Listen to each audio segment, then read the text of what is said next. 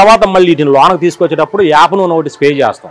యాప నూనె మళ్ళీ లోనకి ఫ్రెష్గా మళ్ళీ షెడ్లోకి లోనకి తీసుకొచ్చేటప్పుడు యాప నూనె ఒకటి స్ప్రే చేస్తాం. ఓకే. ఇప్పుడు వాటికి వాటర్ సప్లై అవుతుంది కదా స్ప్రింక్లర్స్తో, అంటే 24 hours సప్లై అవుతూనే ఉంటుందా?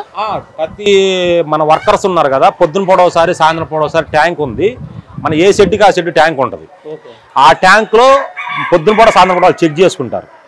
ఒక్కో రోజు మనం ఏం చేస్తామంటే పొద్దున పూట మనము వాటికి పసుపు, అల్లం వెల్లుల్లి రసము ఇవన్నీ దాంట్లో కలిపిస్తాం. అవి పొద్దున పూట ఇస్తాం. వారానికి 1 రోజు 2 రోజులు ఇమ్యూనిటీని పెంచుకోవడానికి వాటికి ఇస్తాం.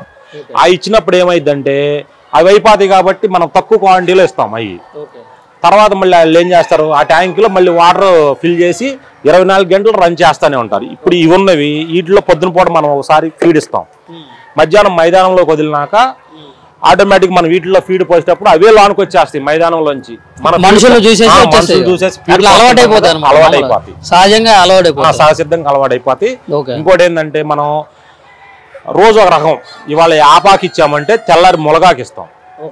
ఆ తెల్లారి ఆకుకూరలు మనకు మార్కెట్లో దొరికే సహసిద్ధంగా దొరికే ఆకుకూరలు ఒకటి మనం ఇలా రోజుకోక, ఎందుకంటే మనం ఎక్కువ శాతం బయట తిప్పలేం కదా, మైదానంలో ఎక్కువ శాతం బయట తిప్పలేం కదా. మన నాటుకోడి ఏమైందంటే మనం పొద్దున పూట వదిలితే సాయంత్రం దాకా మైదానంలో తిరిగిద్ది. మనం ఏంటంటే ఎక్కువ మోతాదులో మేపుతున్నాం కాబట్టి బయటకు తిప్పలేం.